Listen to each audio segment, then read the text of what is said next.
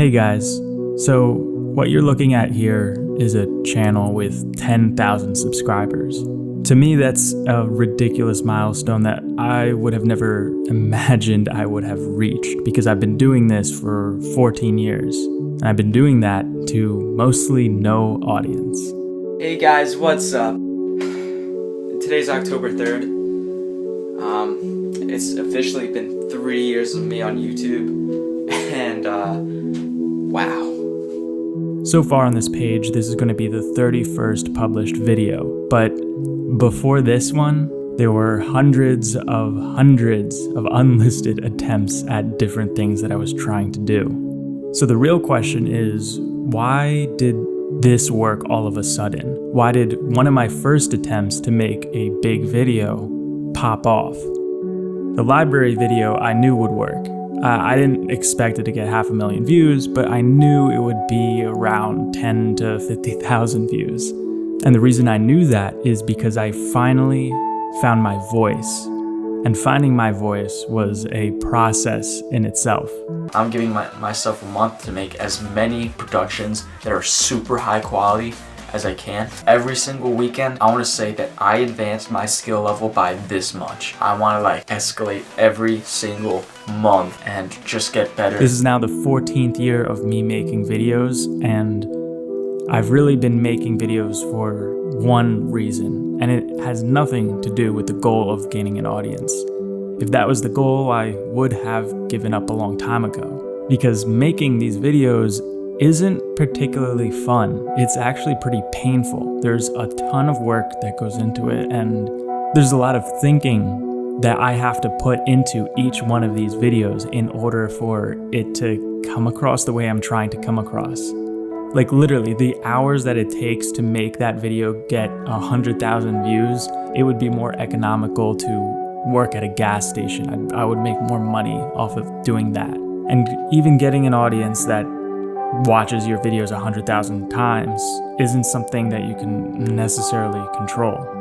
The reason that I continued to make videos all of this time is because I like to believe that we truly don't know anything until we are able to write about it. It helps us articulate our thoughts and cement our positions on things in the world. And it makes me feel like I have to be very, very intentional about my word choices, because sitting in front of a microphone opens me up to potential criticism, and I think that's overall a really good thing. It really makes me focus and figure out what it is that I exactly know, and am I willing to stand behind the things that I say. So really, it's a time capsule of knowledge for me, like something that I could preserve here, forget about it, and then look back on and be like, oh yeah, I knew that, or oh yeah, I've changed since then. And over the years, there's a lot of things that prevented me from creating as well. Of course, there's the fear of being seen, there's the indecision of choice. What kind of video do I make? Am I a gaming channel? Am I a vlog? What am I going to talk about? Who's going to care? And then there's constant distractions that remove us from that flow state, things that are either obligations or actual distractions that don't do anything positive at all. When I first started making YouTube videos in early 2010, making videos wasn't really a career path. It wasn't even seen as a hobby. We're in South Philadelphia first because we have to... No, we're in Center City. We're in Center City first. Then we're going to South Philly. We're headed to South Philadelphia so that we could pick up a new set of keys for his new house. People viewed YouTube as a sort of meme hub, movie clips, music videos, things like that. There were some creators, but as popular as they were back then, they weren't pop culture. It was still a niche. It was like every YouTuber, no matter what genre they were, all knew each other and shared multiple fans because there weren't many of us. And today, with an infinite supply of content, how do you stand out on your own? It's really, really difficult to, because everyone's sort of just regurgitating the same exact thing that they heard from somebody else, and original thoughts are difficult to come by. I think I'm coming along the right time because there's a sense of burnout in this post-pandemic world where the people that became entrepreneurial over the pandemic are now recognizing that growth for the sake of growth is not sustainable. And that's probably why you're getting a influx of creators just stepping aside. Like there's a YouTuber, Ali Abdal, productivity YouTuber, who says something like, all you need is a thumbnail and a list. And to me, that sounds like a cop-out. It sounds like he's just phoning it in, making videos of just nonsensical stuff. And until recently, I wasn't a fan of his page. When I discovered my own voice within the last 6 months, I considered myself the anti-Ali Abdal, because Ali Abdal makes productivity videos for people that are looking at successful people, seeing, oh, successful people have productivity systems. In order for me to be successful, I need my own productivity system. So I'm gonna do this. And they're productive for the sake of productive, but their work isn't that impactful. And so I never really liked him. But that's kind of changed. I'm gonna get into that in a second. But the reason I don't like that is because innovation is inherently sloppy. It's inherently not productive. You know what's productive? An assembly line. To create scale, you need repeated small tasks. To have repeated small tasks extinguishes any opportunity for innovation. It extinguishes any opportunity for growth and adaptability. You put blinders on yourself and you do the assembly line work. A machine cannot be innovative. A YouTuber making a thumbnail and then a list cannot be innovative with that format.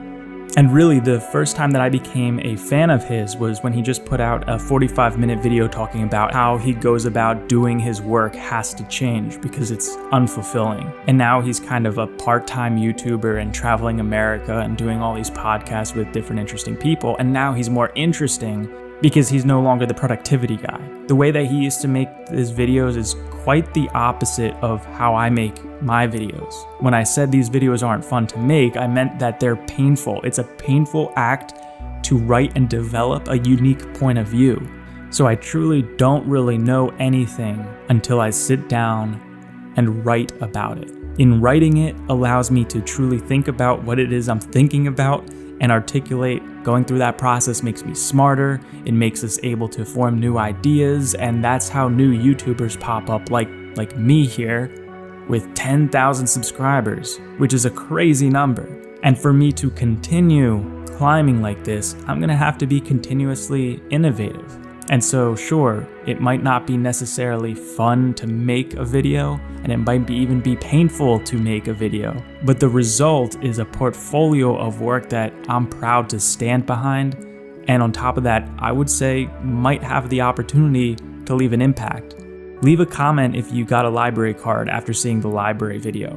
People came back to that video to leave a comment saying that they got a library card. And that video, even though it was a blip in the radar to a lot of people, it still had an impact and is still memorable to a lot of people. What I want you to challenge yourself to do today is truly think about something that's been on your mind and see if you could come up with any sort of conclusion about that. And do it in writing, like actually write about it. There's a comment section down below this video. If you spend 15 seconds or 15 minutes to just train yourself to make a point and drudge through that like temporary pain of thinking. Basically, if you have something on your mind and you don't really know how to put it into words, the physical act of trying to put it into words helps you become smarter. It helps you stand for something and it gives you something meaningful to say. And feel free to leave that comment on this video or not. You could just use it as a text editor and then hit delete. But if you want to see a concept like this in action, take a look at this video. It's one I'm really proud of and took a lot of effort to put together. Again, thank you so much for subscribing to my channel. Thank you so much for 10,000 subscribers. I hope to not disappoint you with the next one.